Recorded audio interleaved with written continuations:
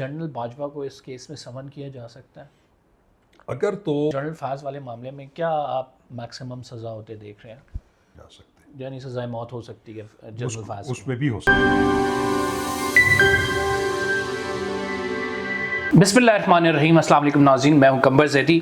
नाज़रीन, तोशा खाना 2 केस में मियां गुल हसन ज़ेब का इंतहाई अहम फ़ैसला आ जाए है। उस फ़ैसले में 2-3 पॉइंट्स ऐसे हैं जो कि बड़े डिबेटेबल हैं और उन पॉइंट्स की वजह से इमरान खान साहब के मेन केस पर असर होगा। तोशा खाना 2 केस जो कि बल्गारी सेट का मामला है, सऊदी वली अहद की जानिब से ये बुशरा बीबी को सेट दिया गया था और उसके बाद इमरान खान साहब पे ये इल्ज़ाम लगाया गया चूँकि इन्होंने ये सेट वापस काबीना डिवीज़न जमा नहीं कराया, रूल्स के मुताबिक ये सेट वापस जमा कराया जाना था। इस वजह से इन पर जो है वो करप्ट प्रैक्टिसेस का इल्ज़ाम है। दूसरा, इन्होंने इस सेट की कीमत जो है कम दी है, 3 करोड़ 28 लाख बताए जा रहे हैं कि इससे मुल्की ख़जाने को नुकसान हुआ है। बहरहाल ये केस बना, इस केस के हवाले से जो ज़मानत का फ़ैसला है, तफसीली फ़ैसला, वो मियां गुल हसन औरंगज़ेब साहब ने तहरीर फरमाया। इसमें उन्होंने 2 जो इंपॉर्टेंट चीज़ें की हैं वो मैं आपके सामने रख देता हूँ। एक इंपॉर्टेंट चीज़ उन्होंने की है कि 2019 के रूल्स के तहत, काबीना डिवीज़न के रूल्स के तहत सिर्फ रसीद जमा करानी थी और इमरान खान साहब ने वो रसीद पहले से जमा कराई हुई है। 2021 का जो है ये केस अगर बनाया गया तो 2023 में आपने रूल्स में अमेंडमेंट किए, यानी 2023 में आपने ये डाला है कि अब जो है सिर्फ रसीद नहीं, रसीद के साथ जो है तोहफा भी जमा कराया जाएगा। तो उस तमाम मामले को किस तरह से एप्लीकेबल किया जा सकता है 2021 पे, ये एक बहुत बड़ा नुक्ता है जिससे ये केस को खोखला कर देगा और इस केस जब आगे जाएंगे तो यकीनन इस बात पर बहस भी होगी और इस बात पर जो है इस केस के मेरिट्स को डिस्कस भी किया जाएगा। दूसरी इंपॉर्टेंट चीज़ उन्होंने कहा है कि ये जो रसीद कटी थी, ये बुशरा बीबी के नाम की रसीद कटी थी, तो इमरान खान साहब के जो एसेट्स हैं, क्या वो बुशरा बीबी के एसेट इमरान खान साहब के एसेट के लाएंगे? इस हवाले से वो ऑब्जर्वेशन भी दे चुके हैं कि जो बीवी के एसेट होते हैं वो उसके अपने होते हैं, वो शौहर के एसेट नहीं होते। बहुत सारी चीज़ें और भी इस मामले में डिस्कस की गई हैं कि क्या वाकई प्रेशराइज किया गया था कीमत कम तोहफे के हवाले से, जो कम कीमत है उस मामले पर। उन्होंने कहा ये फर्दर इंक्वायरी का केस है। शाह खावर साहब हमारे साथ मौजूद हैं, सीनियर एडवोकेट हैं, इनसे जानेंगे। शाह खावर साहब, बहुत शुक्रिया प्रोग्राम में हमें ज्वाइन करने के लिए। ये जो फैसला आया है इसने बड़ा खोखला बना दिया जो केस को। तोशा खाना 2 केस था, हम देख रहे हैं उसमें 3-4 चीज़ें जो डिस्कस हुई हैं, इससे बड़ा वाज़ेह है चूंकि वो रूल्स नहीं थे काबीना के, तो किस तरह से आप उन्हें कह सकते हैं कि आप वो जमा कराएं तोहफा? मेरा ख्याल है और रसीद इमरान खान साहब ने पहले जमा कराई है। जी देखिए, जैसे मैंने तो वैसे फैसला पढ़ा नहीं है, लेकिन जिस तरह आपने अभी उसको बयान किया है कि इन किन वजूहात की बुनियाद पर उस पर उन्होंने ज़मानत दी है। एक चीज़ जो है वो हम अपने देखने वालों के लिए ज़रा समझने के लिए ज़रूरी है कि जो ज़मानत है बाद अज़ गिरफ्तारी, उसमें जो चीज़ जो है बहुत बड़ा इंग्रेडिएंट होता है, वो होता है कि वो अदालत की सवाबदीद होती है कि किसी को किसी तरह से भी वो सेटिस्फाई हो जाए और किसी मुलजिम को जो है वो ज़मानत दे दे। और उसमें जो सबसे बड़ा एक इंग्रेडिएंट है वो है फर्दर इंक्वायरी, कि अगर अदालत ये समझती है कि जो रिकॉर्ड उनके सामने पेश किया गया है किसी मुकदमे का जिसमें कि मुलजिम जो है वो ज़ेर हिरासत है, तो अगर वो मज़ीद तहकीक का अगर केस बनता है फर्दर इंक्वायरी का, तो उसमें अदालतें जो हैं उसमें ज़मानत दे देती हैं। तो ये जो वजूहात आपने बताई हैं वो मेरा ख्याल है सफिशेंट ग्राउंड्स हैं किसी को ज़मानत पर रिहा करने की। लेकिन एक चीज़ भी, एक मुसलमान कानून भी यही है और उसूल भी है कि जो ज़मानत है उसकी जो डिस्कशन है उसका मेरिट्स ऑफ द केस के ऊपर इतना असर नहीं पड़ता।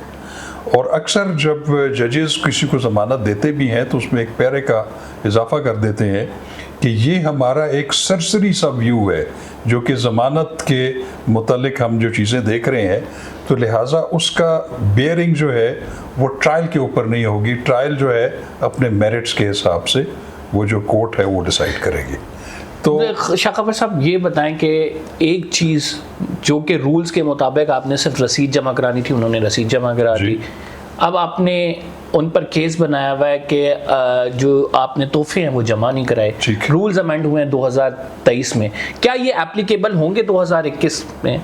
देखिए जब ये केस बना था, देखिए बात यही है कि जो रिट्रोस्पेक्टिविटी है कि माजी से इतलाक होना, वो तो नॉर्मली एक क्रिमिनल केस में ملزم کو جو ہے وہ اس کا فائدہ پہنچتا ہے کہ اگر آج ایک لا پاس ہو گیا جو پچھلے لا سے ڈیفرنٹ ہے، جس سے ملزم کو جو ہے وہ فائدہ پہنچ رہا ہے، اس کا تو فوری طور پہ اطلاق ملزم پہ ہو سکتا ہے، لیکن ایک مقدمہ قائم ہے اور اس میں کوئی ایسا امینڈمنٹ آ گئی اس قانون میں جو کہ اس کے مفادات کے منافی ہو سکتی ہے، تو اس کا ریٹروسپیکٹیو اطلاق جو ہے نا کرمنل مقدموں میں نہیں ہوتا۔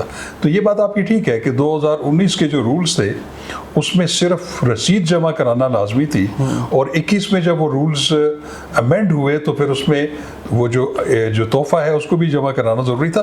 تو میرا خیال ہے کہ یہ ایک اچھی فائنڈنگ ہے ہائی کورٹ کی کہ انہوں نے اس کو اپریشیٹ کرتے ہوئے اس پہ انہوں نے فردر انکوائری کا کیس سمجھتے ہوئے اس کو ضمانت دے دی۔ دوسری امپورٹنٹ چیز بھی ہے کہ رسید کے مطابق نام بشرا بی بی کا، دیٹ مینس کہ یہ بشرا بی بی کا ایسٹ ہے۔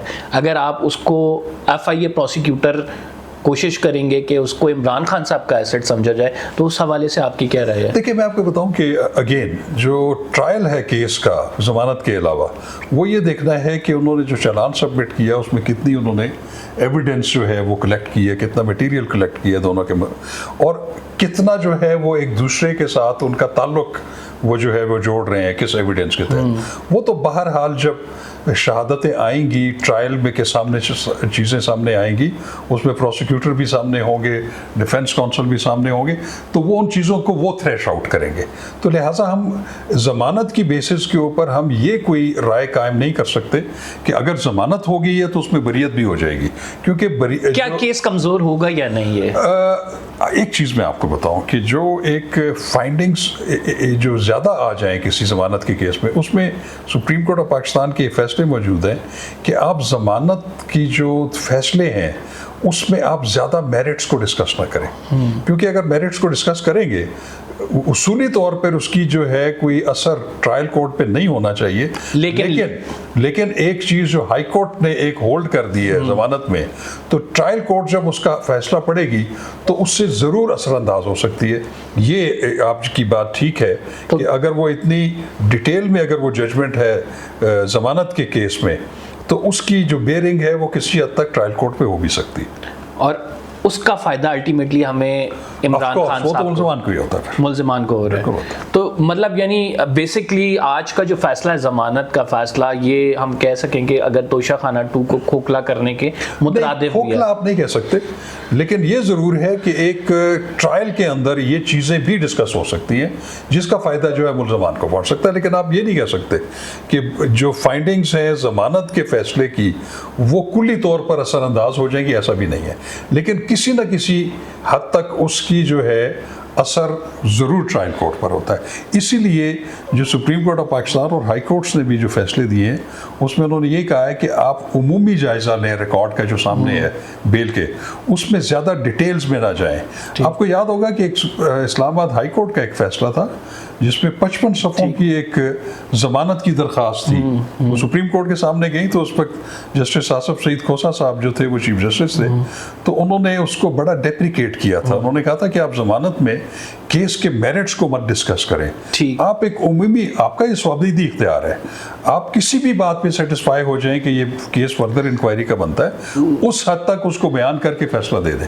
تو اس لیے میں سمجھتا ہوں کہ زیادہ ڈیٹیل میں فیصلے جو ہیں ضمانت کے وہ ٹرائل کو کسی حد تک ایک کیس تو یہ ہو گیا ہے، اور دوسرا کیس آپ کو پتہ ہے 190 ملین پاؤنڈ کا جس کا فیصلہ سنایا جانا تھا، لیکن وہ فیصلہ جو ہے نا بڑا پر اسرار ہے۔ وہ پہلے جو ہے کچھ صحافی کہتے ہیں یہ غائب ہونے لگا ہے، فیصلہ غائب ہو جاتا ہے، مؤخر ہو جاتے ہیں، پھر اس کے بعد اس کی دوسری ڈیٹ اناؤنس ہوتی ہے، اور دوسری ڈیٹ سے پہلے پھر ہم دیکھتے ہیں کہ خبروں میں آ رہا ہے کہ ہو سکتا ہے فیصلہ نہ سنایا جائے، اور پھر فیصلہ نہیں سنایا جاتا۔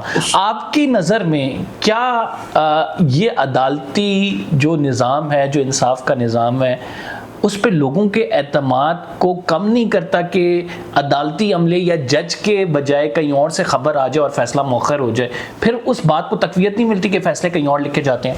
دیکھیں قمر، یہ بات آپ کی ٹھیک ہے، یہ آپ بھی جانتے ہیں، میرا تو آپ سے بہت زیادہ تجربہ ہے پریکٹیکل، کہ جو سیاسی نوعیت کے مقدمات ہوتے ہیں اس میں کہیں نہ کہیں سے اس پہ اثر یا دباؤ ضرور ہوتا ہے، اور ہم اس کو رول آؤٹ کر نہیں سکتے، کیونکہ اصولی طور کے اوپر جو ایک دفعہ آپ ایک تاریخ مقرر کر دیں اور بھی کافی دنوں کی اس میں گیپ ہو کہ آپ نے ججمنٹ اناؤنس کرنی ہے کسی کے ٹرائل کے متعلق، تو نارملی اس تاریخ کے اوپر جو ہے وہ ججمنٹ اناؤنس ہو جانی چاہیے.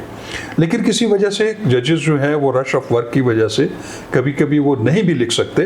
تو یہ کوئی ایسا ہارڈ اینڈ فاسٹ رول نہیں ہے کہ آگے اس کی مزید التوا ہو جائے.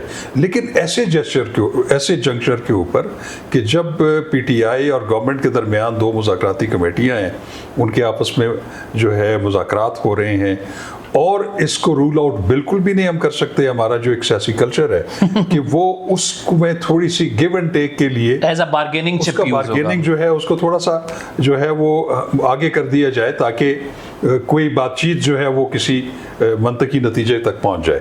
تو اس کو ہم بالکل بھی رول آؤٹ نہیں کر سکتے. لیکن یہ بھی ہے کہ اگر جج کے پاس جینونلی اگر یہ ریزن ہے کہ اس کے پاس کام زیادہ ہے، ایک دفعہ مؤخر ہوا، دوسری دفعہ مؤخر ہونا، اس سے زیادہ سوالیہ نشانات اٹھتے ہیں. بالکل یہ تو بات ہے. مطلب آپ خود بھی جج رہے ہیں، آپ کو پتا ہے کہ یہ تو کتنے پریشرز ہوتے ہیں جب سیاسی کیس کی پرٹیکولرلی بات. میں آپ کو بتاؤں، ویسے تو اگر ایک میجسٹریٹ سے لے کر سپریم کورٹ کے جج تک کسی بھی پریزائڈنگ آفیسر کو یا جج کو پریشر تو لینا نہیں چاہیے. ایک تو بالکل اس کے ضمیر کے مطابق فیصلہ کرنا ہے آئین اور قانون کے مطابق. لیکن جہاں پہ یہ اسپیشل کورٹس ہیں، جیسے اکاؤنٹیبلٹی کورٹس ہیں، ایف آئی اے کی کورٹس ہیں، اینٹی کرپشن کورٹس ہیں، یہ آپ کی نارکوٹکس کی کورٹس ہیں، جتنے بھی اسپیشل لاز ہیں، میں ذاتی طور پہ اسپیشل کورٹ کے کانسیپٹ کے خلاف ہوں. اس کی وجہ یہ ہے کہ جب ایک خاص جورسڈکشن میں آپ کام کر رہے ہوتے ہیں، ایک ہی قسم کے مقدمات ہیں، ان کے لا آفیسرز آپ کے ساتھ ملتے ہیں، ان کے آئی اوز، ان کے سارے، تو وہاں پہ ان کا آپس میں زیادہ انڈرسٹینڈنگ ڈیولپ ہونا جو ہے اس کو آپ رول آؤٹ نہیں کر سکتے. تو وہ اس میں ہم نے دیکھا ہے کہ وہ پھر پروسیکیوشن زیادہ مائنڈیڈ ہوتے ہیں جج صاحبان. تو اس لیے میں یہ کہتا ہوں کہ جو ہائی کورٹ لیول پہ، جب تک میں ہائی کورٹ کا جج تھا، میں آپ کو بالکل یقین سے یہ بات کہہ سکتا ہوں کہ مجھے کبھی نہ چیف جسٹس نے یا کسی سینئر جج نے یا کسی اور قوت نے کسی فیصلے کے لیے مجھے کبھی بھی اپروچ نہیں کیا. یہ جج کی اپنی ایک ریپو ہوتی ہے، اس کی اپنا ایک اور. لیکن ٹرائل کورٹ لیول پہ آپ کہہ رہے ہیں کہ رول آؤٹ نہیں کیا جا سکتا، اپروچ ہوتی بھی ہے اور پریشر بھی ہوتا ہے. بالکل ہو سکتا ہے، بالکل ٹھیک ہے. ہائی کورٹ پہ ذرا ایک بڑا لیول ہے، مشکل ہوتا ہے، وہ تھوڑا سا خط بھی لکھ دیا جاتا ہے. اور پھر میں آپ کو بتاؤں کہ وہ جو اسپیشل کورٹس کے حوالے سے خاص طور پہ میں کہتا ہوں کہ اسپیشل کورٹس میں سمجھتا ہوں کہ وہ اس میں زیادہ چانسز ہوتے ہیں. یعنی یو آر سیئنگ کہ اسپیشل کورٹ اب جو یہ اڈیالہ میں بنی ہوئی ہے، جی اس میں یہ چانسز میکسیمم پہ ہیں. دیکھیں، اس کو رول آؤٹ نہیں کیا جا سکتا. میں آپ کو آنیسٹلی ایک بات بتاؤں، کیونکہ یہ بات زبان زد عام ہے، اور آپ نے دیکھا ہوگا کہ تجزیوں میں بھی، پوڈ کاسٹ میں بھی، اور سوشل میڈیا پہ بھی یہ بات جو ہے وہ بالکل بہت عام ہے کہ یہ جو دوبارہ اس کا التوا ہوا ہے اس فیصلے کا، یہ شاید وہ جو مذاکرات ہو رہے ہیں اس کا جو ہے شاخسانہ ہو یا اس کے فال آؤٹس ہوں. کیونکہ خان صاحب بھی جیل میں کہہ رہے ہیں کہ یہ جو یہ تمام معاملہ روکا گیا ہے، یہ مجھے ڈیل پر مجبور کرنا چاہتے ہیں، لیکن میں ڈیل پر نہیں آؤں گا. ٹھیک ہے، اس کو ظاہر ہے کہ یہ وہ جو کہہ رہے ہیں اس سے جو ہے ایک سچ کا گمان. سر، آپ بتا رہے تھے کہ یہ سارے نظام میں اس بات کو رول آؤٹ نہیں کیا جا سکتا کہ کسی کو فرنٹ مین کے ذریعے اپروچ کرے کوئی جج کہ کیا اس کا فیصلہ کریں. تو ایسا ہوتا ہے؟ بالکل ہوتا ہے. دیکھیے، میں آپ کو بتاؤں، میرا ایک ذاتی ایکسپیرینس ہے کہ ہمارا ایک مقدمہ جو ہے ہمارے کلائنٹ کا چل رہا تھا، اور اس پہ اسی طرح ججمنٹ ریزرو ہو گئی، اور اس کے بعد ہمیں پیغام آیا، میں اس کا نام نہیں لوں گا، لیکن چونکہ یہ ایک مینس جو ہے ہماری سوسائٹی میں. کیا پیغام آیا تھا؟ پیغام یہی آیا، میرے ایک ایسوسیٹ جو اس کو دیکھ رہے تھے، کہ ان کو کسی ایک وکیل صاحب نے کہا کہ جی آپ کا مقدمہ جو ہے وہ اس پہ فیصلہ محفوظ ہے، اگر آپ اپنے فیور کا مقدمہ کروانا چاہتے ہیں تو میرے سے بات کریں، میں اندر بات کر لیتا ہوں. تو جب مجھے یہ پیغام کنوے ہوا تو میں مطلب آپ کو حقیقتاً بتاؤں کہ میرا تو خون کھولنے لگ گیا کہ یار ہم نے چونکہ یہ کام زندگی میں اس طرح کیے نہیں، تو ججز کو بھی کم از کم وکلاء کی ریپوٹیشن کا بھی اندازہ ہونا چاہیے کہ وہ کس طرح جرت ہوئی کسی کو، بات سچ تھی یا غلط تھی، کہ وہ کس طریقے سے وہ انہوں نے ہمیں اوپنلی جو ہے وہ، یعنی ججز نے اپنے فرنٹ مین رکھے اور ان فرنٹ مین کے ذریعے ڈیل کرنے کی کوشش کی. تو یہ میں آپ کو بتاؤں کہ یہ ایک مینس موجود ہے ہماری جوڈیشل سسٹم میں، اور مجھے افسوس سر اس بات ایسے کا ہوتا ججز ہے کا پھر جوڈیشل کمیشن کے لیے مطلب ان کی نامزدگی کے لیے جوڈیشل کمیشن بیٹھنا، ان کو اسلام آباد ہائی کورٹ میں لانا کتنا بڑا سوالیہ نشان پھر دیکھیں پیدا ہوتا ہے؟ میں سمجھتا ہوں کہ ایسے ججز جن کی ایسی ریپوٹیشن ہو، میرا نہیں خیال کہ ان کا نام جو ہے وہ جوڈیشل کمیشن میں جا سکتا ہے. نیچے بھی ایک تھوڑا سا ایک اسکریننگ کا پروسیس ہوتا ہے، اتنا بھی نہیں ہے. آپ نے دیکھا ہوگا کہ ایک اسلام آباد کے زیر تحت ہی جو ڈسٹرکٹ جوڈیشری تھی، اس میں ایک جج صاحب کو جو ہے وہ اسلام آباد ہائی کورٹ کی ڈسپلنری کمیٹی میں بلایا اور انہوں نے اس بات کا اقرار کیا کہ میں نے اس کیس میں اتنی اماؤنٹ لی ہوئی ہے، اور ان کو پھر ڈسمس فرام سروس کیا گیا. جی تو اب بدقسمتی کی بات یہ ہے کہ اس وقت جو مراحت ہے نا ڈسٹرکٹ جوڈیشری کی بھی اور ہائی کورٹ سپریم کورٹ کی تو خیر بہت زیادہ ہے، ٹھیک. وہ اتنی ہے کہ وہ اپنا ایک ایمانداری کے ساتھ ایک وقت گزار سکتے ہیں، اچھی زندگی گزار سکتے ہیں، لیکن ان کی مراحت اور تنخواہیں زیادہ ہونے کے باوجود بھی، میں سب کو نہیں کہتا لیکن ایک خاصی تعداد سر موجود موونگ ہے. On to the next topic, وہ بڑا امپورٹنٹ ہے. جسٹس محسن اختر کیانی کو آپ نے جوڈیشل کمیشن میں جگہ نہیں دی ہے. اب جوڈیشل کمیشن 26ویں آئینی ترمیم کے بعد جو ڈیزائن کیا گیا اس میں چیف جسٹس ہوتا ہے اور چیف جسٹس کے ساتھ سینئر پیونل جج ہوتا ہے. اب بلوچستان ہائی کورٹ میں ایڈیشنل ججز رکھنے ہیں، تو اسی طرح چیف جسٹس ہے، سینئر پیونل جج ہے. اسلام آباد ہائی کورٹ کی بات کریں تو جسٹس عامر فاروق کا نام ہے، سینئر پیونل جج جسٹس محسن اختر کیانی کا نام نہیں ہے. کیا وجوہات ہیں جسٹس محسن اختر کیانی کے وہ فیصلے جو پاور کوریڈورز کے خلاف ہیں؟ دیکھیں میرا تو خیال یہی ہے کہ وہ جو پہلے والا جوڈیشل کمیشن تھا اس میں کم از کم یہ سملیرٹی تھی، اور اس میں بھی کہ اس میں جس ہائی کورٹ کے جج کا تقرر ہو تو اس میں چیف جسٹس اینڈ سینئر جج آف دی رسپیکٹیو ہائی کورٹ دونوں ممبرز ہوتے ہیں جوڈیشل کمیشن آف پاکستان کے. اور اگر ان کو محسن اختر کیانی صاحب کو اگر بائی پاس کیا گیا ہے تو میں سمجھتا ہوں کہ یہ تو بالکل صریحاً آئین کی خلاف ورزی ہے، کیونکہ آپ ان کو جو ہے وہ چونکہ آئین کا یہ تقاضا ہے کہ چیف جسٹس اور پیونی جج دونوں نے ممبر ہونا ہے، تو میرا خیال ہے کہ ان کو اگنور نہیں کیا جا سکتا. اگر ایسا ہوگا تو it will be deviation from the constitution اور that having the consequences as well. مطلب آپ ایک وفاق میں کر لیں گے، بلوچستان میں سیم پروسیس رہے گا، تو اس کا مطلب ہے کہ آپ میرا خیال ہے یہ ڈویژن کریٹ کر رہے ہیں. پک اینڈ چوز ہو نہیں سکتی. اگر آئین کا یہ ہے منشا ہے کہ اس میں جس ہائی کورٹ کے جج کی تعیناتی زیر غور ہے جوڈیشل کمیشن میں، اس ہائی کورٹ کے چیف جسٹس اور سینئر جج کا ہونا تو ضروری ہے. ایک اور امپورٹنٹ چیز، اور وہ یہ ہے کہ رائٹ ناؤ ہم یہ دیکھ رہے ہیں کہ جو فیض حمید صاحب کیس کا ڈیسیجن کہہ رہے ہیں 2 ہفتوں میں آ جائے گا. کیا اطلاعات ہیں 2 ہفتوں میں واقعی آ جائے گا؟ نہیں، ہمیں اطلاع تو کوئی بھی نہیں ہے، لیکن کیا ایکسپیکٹ کر رہے ہیں؟ لیکن میرا خیال ہے کہ وہ جو ٹرائل ہے وہ بڑی تیزی سے جاری ہے. ٹھیک ہے. اب اس میں ایک چیز یہ ہوتی ہے کہ جو مارشل لا یا جو یہ ہوتے ہیں کورٹ مارشل کے جو ٹرائلز ہوتے ہیں، اس میں اور عام جو سویلین ٹرائلز ہوتے ہیں اس میں بڑا فرق ہوتا ہے. کیونکہ یہاں پہ تو ایک چالان ہے، چالان کی کاپیاں باقاعدہ ملزموں کو دی جاتی ہیں اور وہ پبلک ڈاکومنٹ ہوتا ہے. لیکن یہاں پہ جو سمری آف ایویڈنس ہے جو کہ چالان کا درجہ رکھتی ہے، اس کی کاپی کسی کو نہیں ملتی، نہ وہ پبلک ہوتی ہے، نہ اس کو جو ہے وہ ملزم کو بھی نہیں دیا جاتا. تو اب اس میں ہم یہ نہیں سمجھ سکتے کہ اس میں کتنے گواہ ہیں اور کن کن اور گواہوں کو بلایا جائے گا. لیکن یہ بات ضرور ہے کہ جو ایکیوزیشن یا جو چارج فریم ہوا ہے جس کو سمری آف ایویڈنس کے اوپر، وہ اسی حد تک رہے گا. لیکن اگر اس چارج میں سے مزید کوئی ایسی باتیں نکلتی ہیں تو اس کے لیے مزید فریش انویسٹیگیشن اور فریش اس کا جو ہے سمری آف ایویڈنس آ سکتی ہے. سر جنرل باجوہ کو اس کیس میں سمن کیا جا سکتا ہے؟ اگر تو سمری آف ایویڈنس میں ان کو بطور گواہ رکھا گیا ہے ایک لسٹ آف وٹنسز میں، تو ان کو بالکل بلایا جا سکتا ہے اور وہ جانے کے پابند ہیں. آپ کا کیا خیال ہے کہ ایسا کچھ ہوگا یا نہیں؟ What's your insight? میرا خیال ہے کہ ہم دیکھیں اس میں اس لیے کہ ہم اپنی رائے قائم کر سکتے ہیں، حتمی طور پہ نہیں کہہ سکتے. جی آپ وہ میں اسی لیے کہوں گا کہ اگر تو ان کا نام جو ہے لسٹ آف وٹنسز میں ہے جنہوں نے ان کے اگینسٹ جو ہے وہ وٹنس دینی ہے، تو میرا خیال ہے کہ پھر تو ان کا جو ہے پیش ہونا اور بطور وٹنس اپنے آپ کو ایگزامن کروانا ضروری ہے.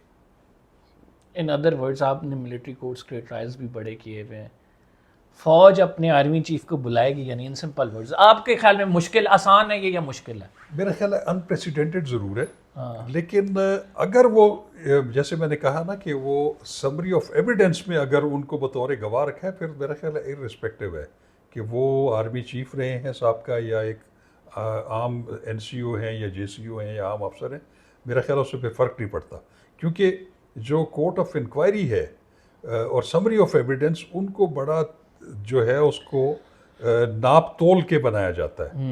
اگر اس میں انہوں نے اگر کسی کو ایز اے وٹنس شامل کیا ہے تو پھر ارسپیکٹیو ہے کہ اس کا کیا رینک تھا یا صاحب کا وہ کس عہدے یعنی پہ تھا. جنرل باجوہ کو اگر ایز اے وٹنس شامل کیا ہے تو وہ آئیں گے ہی آئیں گے بالکل. اچھا سر مجھے یہ بتائیں کہ اس میں جنرل فیاض والے معاملے میں کیا آپ میکسیمم سزا ہوتے دیکھ رہے ہیں؟ دیکھیے ایک چیز میں آپ کو بتاؤں کہ جو ہم پریڈکٹ جو ہے نا وہ سویلین کورٹس کو تو کر سکتے ہیں، لیکن ملٹری کورٹ کا یہ ہوتا ہے کہ اس کا جو ایک کمپوزیشن ہوتی ہے کورٹ مارشل کی، اس میں ایک پریزائڈنگ آفیسر ہے، اس میں ایک جیک کا نمائندہ بیٹھا ہوا ہے، 2 اور بھی جو ہیں وہ اسسٹنٹ پریزائڈنگ آفیسران ہیں. تو اس میں نارملی یہ جو فیصلہ ہوتا ہے یہ جو جیک برانچ کا ایکسپرٹ بیٹھا ہوتا ہے وہ لکھتا ہے، کیونکہ نارملی جو پریزائڈنگ آفیسر ہوتا ہے، جو president of the court martial ہوتا ہے، وہ ایک پیورلی ایک فوجی ہوتا ہے، فوجی افسر ہوتا ہے، اور اس کو جو ہے وہ قوانین سے اتنی جو ہے وہ واقفیت نہیں ہوتی. تو اس کے قانونی پہلوؤں کو جو ہے کور اپ کرنے کے لیے ان کے ساتھ جو جیک کا بندہ بیٹھا ہوتا ہے، I believe he is the centre of authoring the judgment. اور اس تمام معاملے میں آپ نے یہ پروسیس تو بتا دیا ہے، شاہ خاور صاحب کیا سمجھتے ہیں؟ فیض حمید صاحب کتنے سال کے لیے باؤنڈ ہونے جا رہے ہیں؟ پھر دیکھیے میں سمجھتا ہوں کہ جو پروسیڈنگز کورٹ مارشلز میں ہوتی ہے وہ اسی کو ہی جو ہے ٹرائل کرتے ہیں جس کے اگینسٹ ان کے پاس خاصی شہادت اور مواد موجود ہوتا ہے. تو میرا خیال ہے کہ ان کو جو میکسیمم پنشمنٹ ہے he could be even awarded capital punishment, اس کو ہم رول آؤٹ نہیں کر سکتے. عمر قید ہو سکتی ہے، اور ساتھ میں پھانسی کی طرف بھی جایا جا سکتا ہے. دیکھیے کیپٹل میں تو وہ بھی آتا ہے، لیکن اب دیکھنا یہ ہے کہ ان کے خلاف ایلیگیشنز کتنے تشویشناک ہیں، کتنے سویر ہیں کہ وہ ان کو کس حد تک جو ہے وہ سزا کی طرف لے جا سکتے ہیں. یعنی سزائے موت ہو سکتی ہے ہو سکتی ہے، بالکل ہو سکتی ہے. جو ان کے خلاف ایلیگیشنز ہیں یا جو ان کے خلاف جو چارجز فریم ہوئے ہیں، they call for the capital punishment. Thank you very much Shah Khawar sahab. انشاءاللہ آپ سے ملاقات رہے گی. شاہ خاور صاحب نے بڑا ڈیٹیل سے ایکسپلین کیا.